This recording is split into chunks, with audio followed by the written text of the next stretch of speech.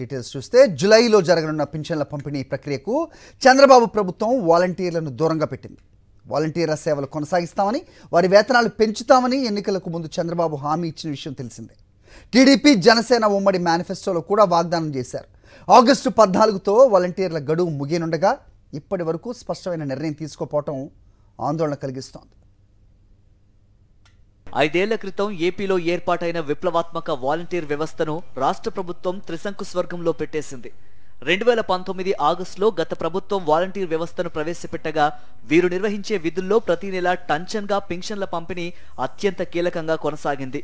అయితే జూలైలో పింఛన్ల పంపిణీ వాలంటీర్ల ద్వారా కాకుండా గ్రామ వార్డు సచివాలయాల ఉద్యోగుల ద్వారా నిర్వహించాలని మంత్రివర్గ తొలి సమావేశంలో నిర్ణయించిన నేపథ్యంలో వాలంటీర్ వ్యవస్థపై అటు అధికారిక వర్గాలు ఇటు రాజకీయ వర్గాల్లో పలు అనుమానాలు వ్యక్తమవుతున్నాయి. అధికారంలోకి వస్తే వాలంటీర్ల వ్యవస్థను కొనసాగించడంతో పాటు వారి గౌరవ వేతనాన్ని 5,000 నుంచి 10,000 రూపాయలకు పెంచుతామని ఎన్నికలకు ముందు చంద్రబాబు స్పష్టమైన హామీ ఇచ్చారు. టీడీపీ జనసేన ఉమ్మడి మేనిఫెస్టోలోనూ దీన్ని పొందుపరిచారు. అయితే ఇప్పుడు వాలంటీర్లు ప్రధానంగా నిర్వహించే విధుల నుంచి వారిని దూరంగా ఉంచడం, ప్రత్యామ్నాయ మార్గాల ద్వారా పింఛన్ల పంపిణీకి సన్నద్ధం కావడంతో రాష్ట్ర ప్రభుత్వ వైఖరి చర్చనీయాంశంగా మారింది.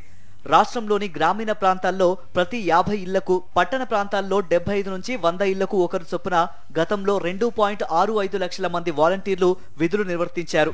ఎన్నికల కోడ్ అమల్లోకి వచ్చిన తర్వాత మినహా 5 ఏళ్ల పాటు వాలంటీర్ల సేవలు కొనసాగాయి. అనంతర పరిణామాల నేపథ్యంలో పలువురు రాజీనామా చేయగా ప్రస్తుతం 1,50,000 మందికి పైగా విధుల్లో కొనసాగుతున్నారు.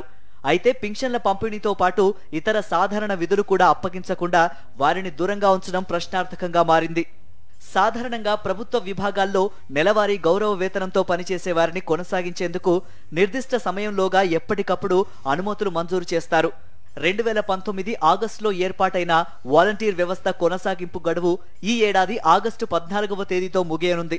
అనంతరం ఈ వ్యవస్థను కొనసాగించాలంటే ఈ మేరకు రాష్ట్ర ప్రభుత్వం తప్పనిసరిగా ఆదేశాలు జారీ చేయాల్సి ఉంటుంది.